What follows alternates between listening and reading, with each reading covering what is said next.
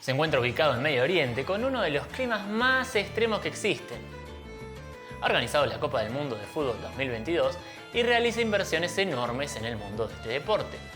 Es uno de los países más ricos de todo el planeta y se financia con la extracción de gas licuado y petróleo.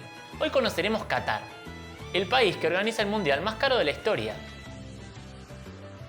Hola a todos y todas, bienvenidas y bienvenidos a un nuevo video del canal. Hoy conoceremos Qatar, un país asiático extremadamente rico que será el anfitrión de la Copa del Mundo del año que viene. Pero antes de seguir tengo que pedirte que te suscribas al canal y que hagas clic en la campanita. Haciendo esto recordá que me ayudas un montón a poder seguir mejorando el contenido y la calidad de los videos. Qatar es un estado que se encuentra en el oeste de Asia, ubicado sobre la península arábiga. Ocupa la pequeña península de Qatar y tiene una única frontera terrestre por el sur con Arabia Saudita. El resto del territorio lo bañan las aguas del Golfo Pérsico. Un estrecho de agua de 114 kilómetros separa esta península del estado insular de Bahrein. Qatar es una monarquía absoluta. Esto significa que el gobierno lo ejerce un monarca. Es él quien concentra el poder absoluto. Y aquí no existe la división de poderes en ejecutivo, legislativo ni judicial.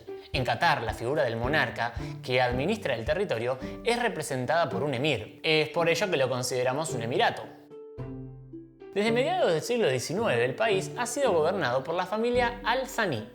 Y como lo encuadra la Constitución de 2005, la sucesión del poder es hereditaria y se da entre los descendientes varones de Tamim bin Hamad Al Thani, el emir actual.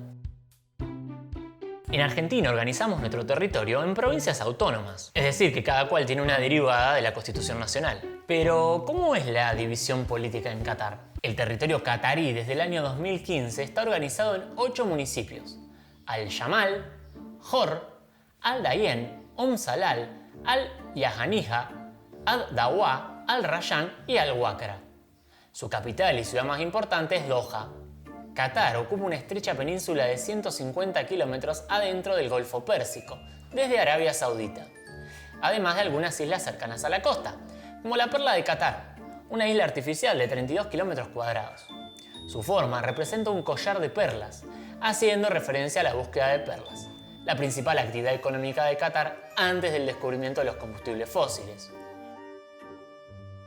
El territorio ocupa 11.586 kilómetros cuadrados, una superficie similar a la de la isla de Jamaica.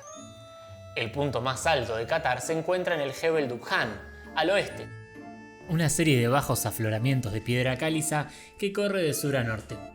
Gran parte del país es una planicie baja y estéril, cubierta de arena. Al sureste está el Khor al-Hadid, o mar interior, un área de dunas movedizas de arena que rodean una bahía del Golfo. Por ello decimos que en su territorio el bioma que más se distingue es el desierto, que los cubre casi por completo. Como decíamos, antes del descubrimiento del petróleo, la economía de Qatar se basaba en la búsqueda de perlas y en la pesca. Sin embargo, en las últimas décadas del siglo XX, decidió invertir en una tecnología muy poco desarrollada a escala global. Se trata del gas natural licuado. Qatar ocupa el tercer lugar mundial en reservas de gas natural y posee alrededor del 12,4% del total de reservas probadas del planeta.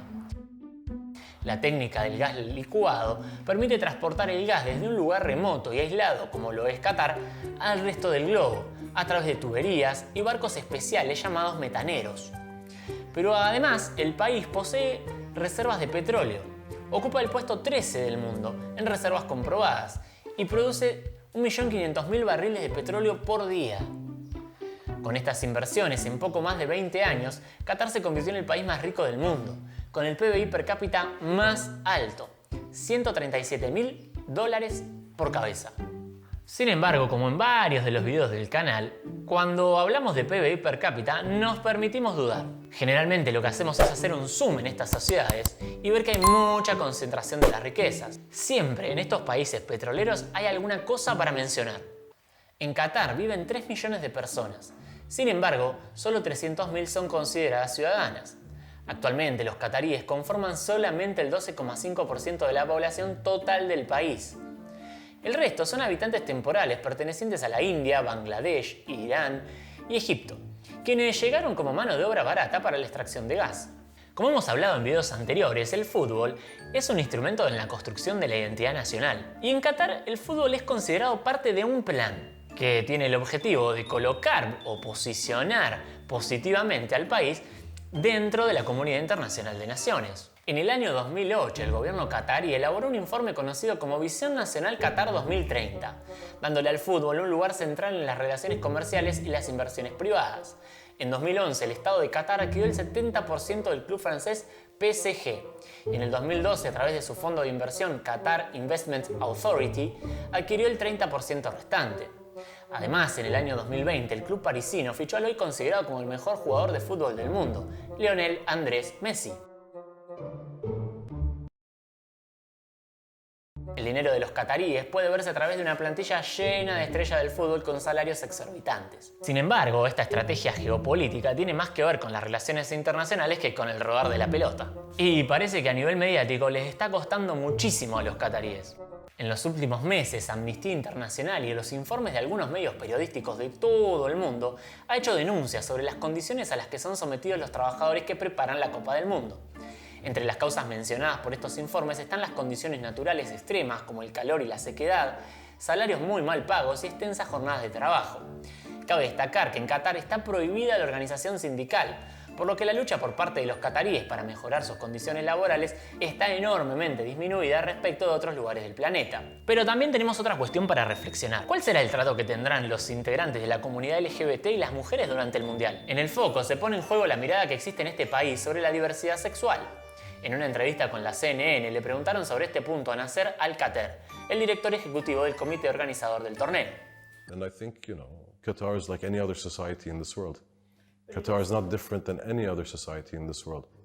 It is a society where homosexuality isn't allowed. It is a hospitable and it is a very tolerant society. I disagree with you, Amanda.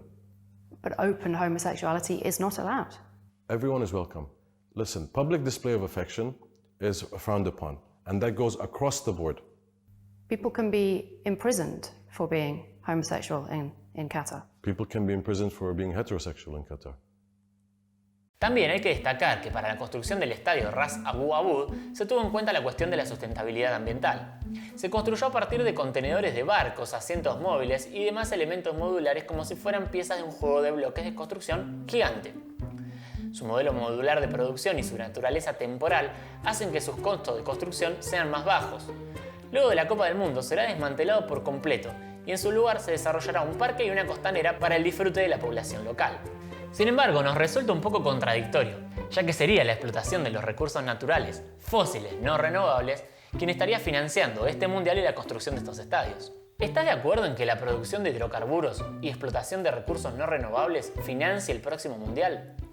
¿No hubiese sido una buena oportunidad para que la FIFA, en acuerdo con Naciones Unidas, la UEFA y otras organizaciones internacionales muy poderosas, aprovechen las ventajas de las energías sustentables? Te leo en los comentarios. Hasta acá llegó el video de hoy, espero que les haya gustado y que hayan aprendido un montón sobre Qatar, el país que va a organizar el próximo Mundial de Fútbol. No se olviden de suscribir al canal y hacer clic en la campanita. Recuerden que de esta manera me ayudan un montón a poder seguir mejorando el contenido del canal y seguir produciendo videos. Espero que se encuentren bien en este contexto de pandemia y les mando un gran abrazo.